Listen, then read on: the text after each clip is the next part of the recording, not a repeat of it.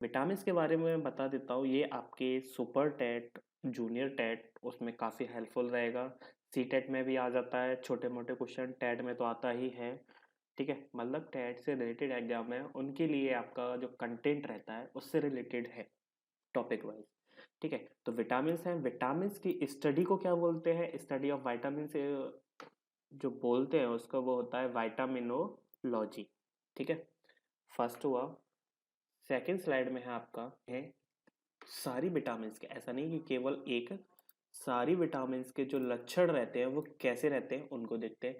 जो विटामिन होती है वो कार्बनिक पदार्थों की बनी होती है, ऊर्जा के निर्माण में सहायक होती हैं, शरीर में इनकी कम से कम मात्रा आवश्यक होती है, मतलब कि बहुत ही लो लो टर्म में ये चाहिए होती हैं। शरीर में विटामिन की कमी से अभावग्रस्त रोग होते हैं, मतलब कि जो अभाव होता है जैसे विटामिन की कमी हो जाती है तो जाके कोई रोग होगा, ज़्यादा से नहीं होते हैं। तो उस चीज़ को विटामिन की कमी जब हो जाती है उसको जो बोलते हैं वो है, ए को अगर अलग करोगे आप तो हो जाता है अविटामिनोसिस। उस चीज को ही अविटामिनोसिस बोल देते हैं। और ये जो लक्षण है ये पूरी विटामिन के हैं कि विटामिन कार्बनिक पदार्थों के बने होते हैं, ऊर्जा के निर्माण में सहायक होते हैं। ये ऐसे थोड़ी थोड़ी सी एक्स्ट्रा इन्फॉर्मेशन है। तो पहला होता है वसा में घुलनशील और दूसरा होता है पानी में घुलनशील। इनको याद करने की ट्रिक भी मैं बता देता हूँ इस छोटी सी वीडियो में। देखो, विटामिन को जो डिफाइन करना है वो घुलनशीलता के आधार पर किया गया है कि कौन सी विटामिन किस चीज में घुल जाती है। तो एक होती है फैट सॉल्युबल, मतलब कि मोटी जो चीज होती हैं उनमें घुलनशील हो जाती है, मतलब सीधा सीधा बोल दिया कि वसा में घुलनशील। ठीक है, बॉडी के अंदर होगी तो ऑब्वियस सी बात है वसा ही होगा। तो उसको याद करने का तरीका है ADEK, इसको एडेक की तरह आप बोल सकते हो। मैं लिख के दिखा देता हूँ एडेक। ठीक है, एक एडेक के रूप में आप इसको याद रख सकते हो, vitamin A, vitamin D, vitamin E और विटामिन के। नेक्स्ट है आपका पानी में घुलनशील। पानी में घुलनशील केवल दो ही हैं, बी और सी, वाटर सॉल्युबल। नेक्स्ट आ जाते हैं इसके बाद, इसको मैं नेक्स्ट है घुलनशीलता के आधार पर जो विटामिन होती हैं उनको किस तरह से क्लासिफाई करेंगे। तो मतलब कि मैंने थोड़ा थोड़ा सा लिया है, जो आपको नॉलेज पहले से पता उस चीज़ को मैंने नहीं लिखा है, जो एक्स्ट्रा है कुछ उसी को बताने की कोशिश की है। ठीक है, तो पहला है आपका घुलनशीलता के आधार पर विटामिन है। तो फर्स्ट क्या था? एडेक था, एडेक के थ्रू ए आ जाता है आपका।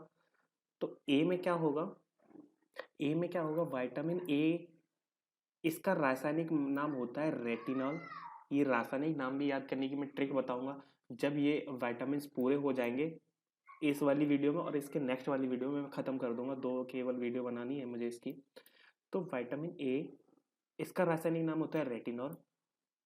विटामिन ए किसमें होता है? मोस्टली पीले फलों में जो बीटा कैरोटीन के रूप में पाया जाता है। अब बीटा कैरोटीन क्या होता है ये तो हमें पता नहीं, तो इसको साइंटिफिक लैंग्वेज में हमने बोल दिया, लेकिन हम याद रखेंगे जो पीला फल होता है, मतलब किसी भी पीले फल में बोल लो या फिर उस चीज के, मतलब उस फल के येलो वाले पार्ट में आपको ये बीटा कैरोटीन के रूप में मिलेगा, क्या? Vitamin A.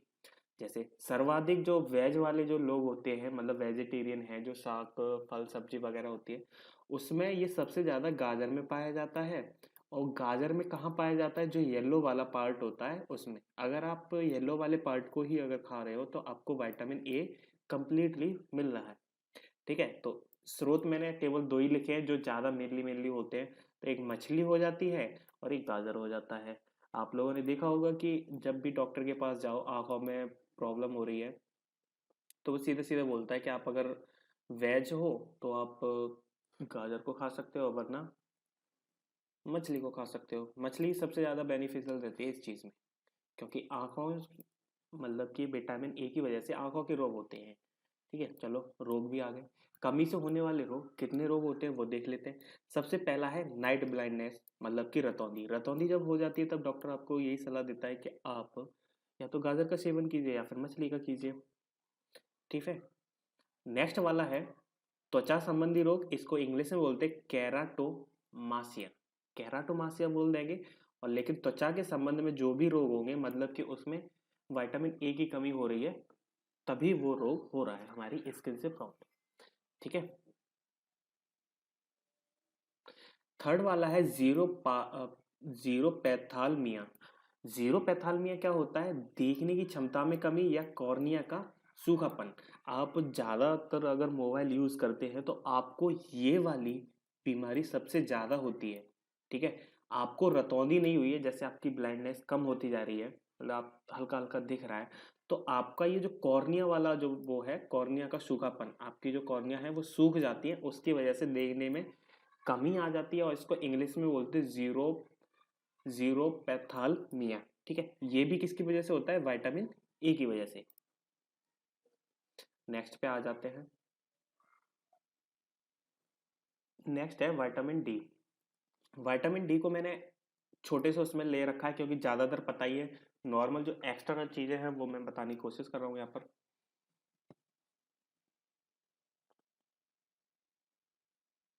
नेक्स्ट है आपका कि विटामिन डी का रासायनिक नाम क्या होता है? रासायनिक नाम है कैल्सीफेरॉल होता है और दूसरा नाम इसी को बोलते हैं एर्गो कैल्सीफेरॉल। एर्गो केवल एक्स्ट्रा लगा दिया है, बाकी कैल्सीफेरॉल या फिर एर्गो कैल्सीफेरॉल कुछ भी बोल सकते हो आप। इसकी जो लक्षण होते हैं विटामिन डी के वो क्या है? सनशाइन विटामिन, मतलब कि सूर्य की चमक वाला विटामिन कहा जाता है इसको। नेक्स्ट है सूर्य की प्रकाश की उपस्थिति में एक्टिव हो जाता है। आप लोग जैसे सुना होगा आपने कि विटामिन डी अगर चाहिए तो सूर्य की रोशनी में बैठ जाओ, जो सुबह वाली सूरज की रोशनी होती है उसमें अगर बैठ जाते हो तो विटामिन डी मिल जाएगा, बट ऐसा नहीं होता है।